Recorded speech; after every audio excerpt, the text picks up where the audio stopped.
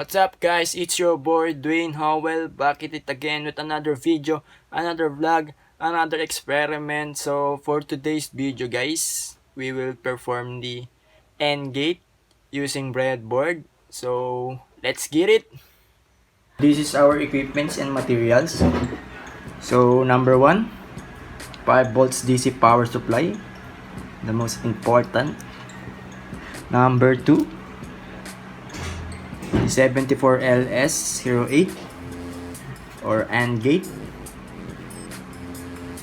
Next is 5mm red LED, 1 piece 1/2 watts to 20 ohms resistor, 3 pieces SPDT toggle switch,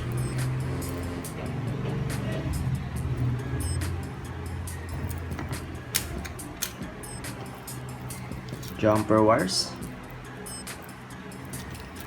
of course breadboard, and long nose pliers. So this is optional. Kung gusto nyo maayos yung pagkakakabit nyo sa components, I recommend to use this. But if wala, siguro kahit kamay nyo na lang, basta okay yung pagkakabit nyo and safe kayo. Let's start mga buddy. So our first step, ikakabit natin tong IC. So we will put the IC first. So magkakabit ko na.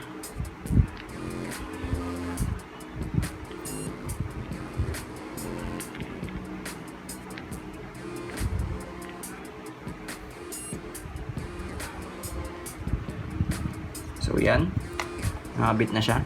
So based sa schematic diagram natin, si third pin ng IC connected dun si LED. So third pin to LED. So let's connect. So kung mapapansin nyo sa mga nakataang experiment natin, laging magkatabi si LED tsaka si resistor. So let's put the resistor the negative side of the LED and connect it to the ground or pin number 7. So if you struggle putting the components, use the nose pliers. So ginagamit ko to kasi parang mas madali siya ikabit pag nahihirapan akong ikabit yung components. Ginagamit ko siya. So yan. So our next step, in the ground or pin number 7, connected dun si jumper wire. So i-connect natin to the negative side of the power supply. So our next step, we will put this SPDT switch. So let's put it here. Leave space para maayos naman tignan. Pag magkakatabi kasi parang ang hirap gumalaw, ang hirap maglagay ng mga components. So in the middle pin of our switch, laging connected dun si jumper wire, which it connects to the IC. So let's connect it. So first switch, first pin based sa schematic diagram. Second switch, second pin connected to second pin of the IC. So they are connected now. Every first pin of the switch, it is connected to the positive side of the power supply. Switch A connected to the positive side.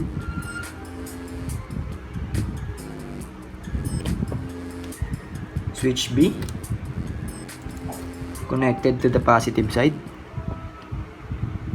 Next, take note, the third pin of the switch is always connected to the negative side or ground.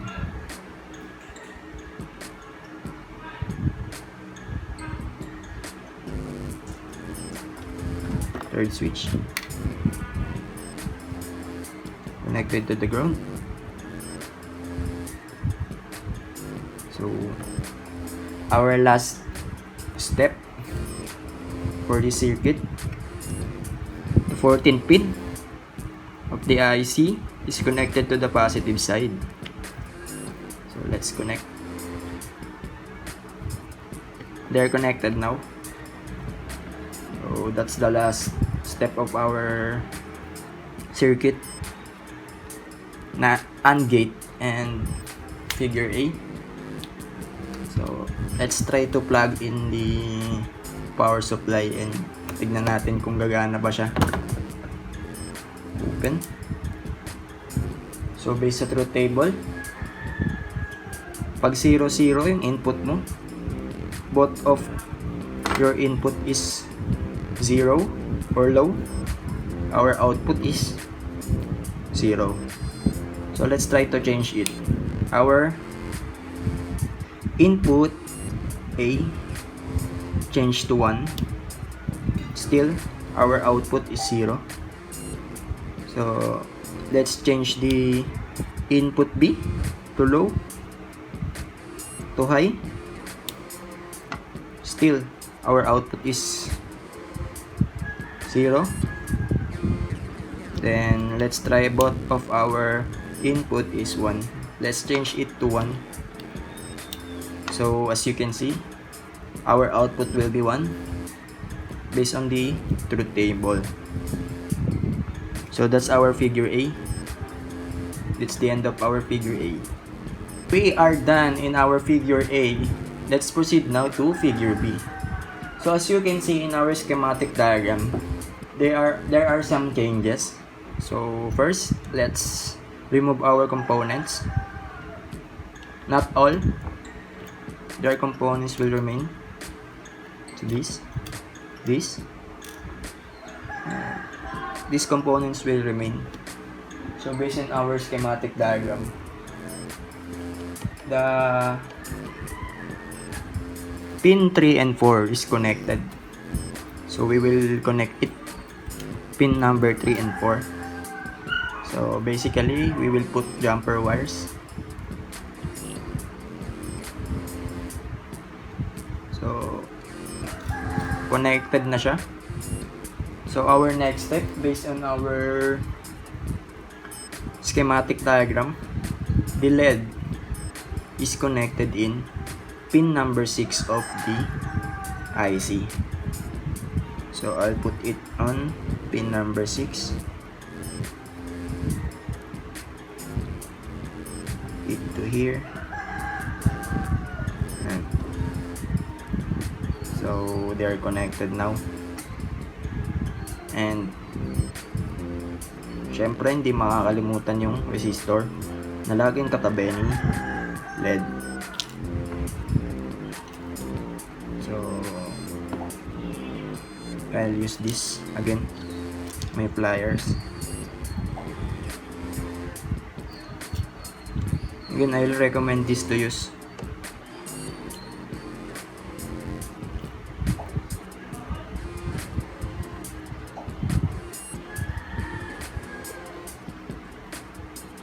Yan.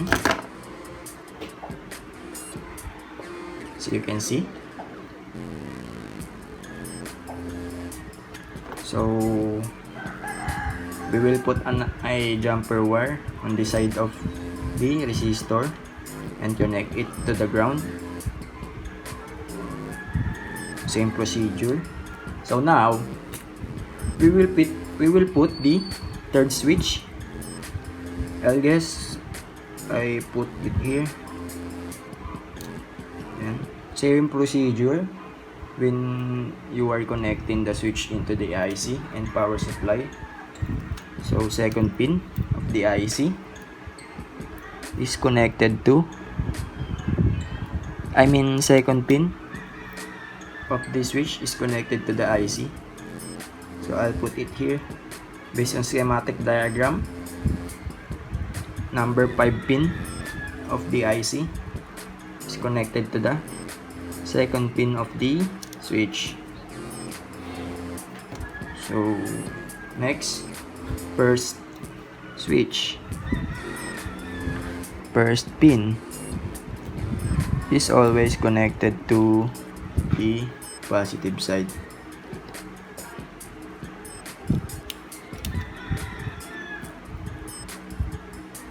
So the third pin is connected to the ground as always.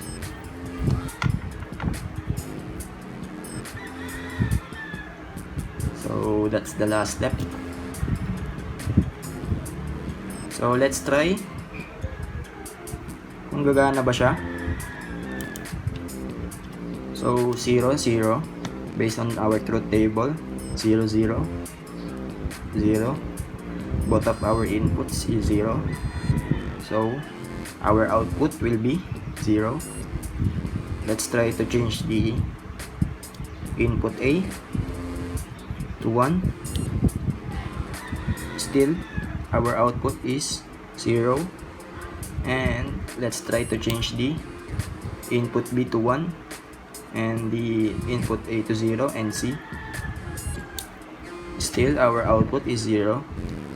Let's try the input C to 1 and our output is 0. Still our output will be 0. Let's try to change input A and B to 1. Still our output will be 0. Let's try to change input B and C to 1 and our input A is 0. Still our output is 0. Now let's try A and C. Let's change it to 1 and our input B is 0. Still our output is 0. And input C and B to 1 and input A to 0. Still our output is 0. Now next, palitan natin lahat ng input natin to 1. Input C 1, input A 1. So let's change this input B to 1. So as you can see, based on truth table, if all of our inputs are 1, our output will be 1 also. So that's our figure B in AND gate. I hope you learned something today. If you have questions, just comment in my video. That's all. Thank you.